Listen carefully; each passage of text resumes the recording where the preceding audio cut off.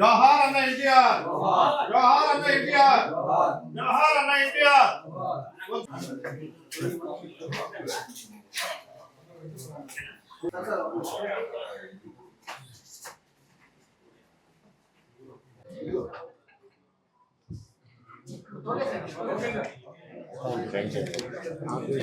నమస్కారం.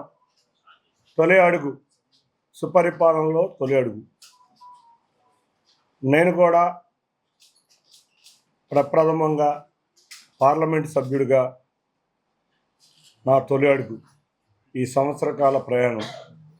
ఈ ప్రయాణంలో ఎన్నో అనుభూతులు, ఎన్నెన్నో కార్యక్రమాలు చేయాలన్న తపన, ఇటువంటి వాటితో నా రాజకీయ జీవితం ఈ సంవత్సర కాలంలో నా ప్రయాణం గురించి, నేను చేసుకున్న కార్యక్రమాల గురించి వివరించాలని అనుకున్నాం. ముందుగా నా రాజకీయ జీవితంలో నన్ను పార్లమెంటు సభ్యునిగా కూర్చోబెట్టిన గౌరవ ముఖ్యమంత్రి నారా చంద్రబాబు నాయుడు గారికి, అంతేకాకుండా నాకు అత్యంత ఆప్తుడు మా యువనేత గౌరవ నారా లోకేష్ గారికి, కూటమి నేతలందరికీ, ముఖ్యంగా పవన్ కళ్యాణ్ గారికి, పురంధేశ్వరి గారికి, వీటికి తోడు నా ఈ ప్రయాణంలో ఉన్న తెలుగుదేశం ఎమ్మెల్యేలు, నాయకులు, కార్యకర్తలు, కూటమి నాయకులు, కార్యకర్తలు, మరీ ముఖ్యంగా నా సేవా కార్యక్రమాల సమయం నుంచి నా తొలి అడుగు ప్రయాణంలో నాతో పాటు నిలిచిన పాత్రికేయ మిత్రులందరికీ కూడా, ఎన్టీఆర్ జిల్లా ప్రజలకి ముందుగా అందరికీ ధన్యవాదాలు తెలుపుకుంటున్నాను. ఈ కార్యక్రమంలో నేను ఒక పార్లమెంట్ సభ్యుడిగా మొదలైన కొత్తలో నాకు ఇటువంటి కొత్తది కాబట్టి అలవాటు పడడానికి ఒక నెలన్నర సమయం పట్టింది. ఈ సమయంలో అధికారులతో కానీ, నాయకులను కానీ కోఆర్డినేట్ చేసుకుంటా, ఎటువంటి ఇబ్బందులు కలిగించకుండా అందరితో కలిసి ప్రయాణం చేయటం చాలా ఆనందంగా ఉంది. ముఖ్యంగా నేను ఈ కాలంలో విజయవాడ నగరం గురించి ఎక్కువ దృష్టి పెట్టాను. ఈ విజయవాడ నగరంలో మనం చూస్తే, విజయవాడ నగరం చుట్టూ కూడా రైల్వే లైన్లు ఆకుపై ఉన్న నగరం. ఈ నగరంలో ట్రాఫిక్ ఇబ్బందులు ఎక్కువగా ఉన్నాయి. ఆటో నగర కార్మికులు, భవన కార్మికులు ఎక్కువగా ఉన్న ఈ నగరంలో మధ్య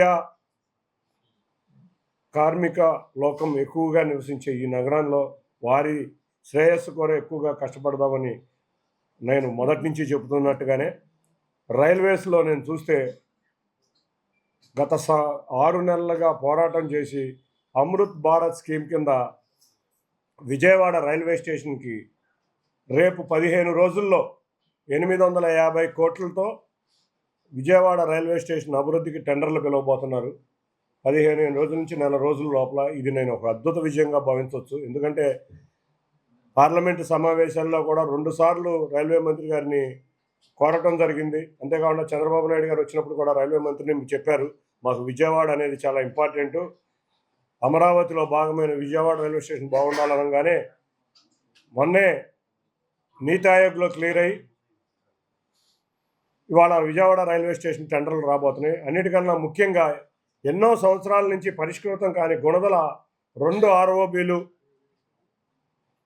మధురానగర్ దగ్గర ఒక ఆర్ఓబి, ఓల్డ్ రాజేశ్వరరావుపేట దగ్గర ఒక ఆర్ఓబి, మన వెస్ట్ కాన్స్టిట్యున్సీని, సెంట్రల్ కాన్స్టిట్యున్సీని కలిపే విధంగా ఇప్పుడు చాలా చిన్న వంతెనగా ఉంది. దానికి కూడా 4 లైన్ల వంతెన కింద డిపిఆర్. వీటికి తోడు డ్రైన్లు, విజయవాడ వెస్ట్ నియోజకవర్గంలో ఉన్న డ్రైన్లు ఎన్నో సంవత్సరాల నుంచి క్లీన్ చేయకపోవడం, వరదల వల్ల చాలా ఇబ్బంది పడ్డాం. వరదల డ్రైన్లన్నీ కూడా క్లీన్ చేయించడం జరిగింది.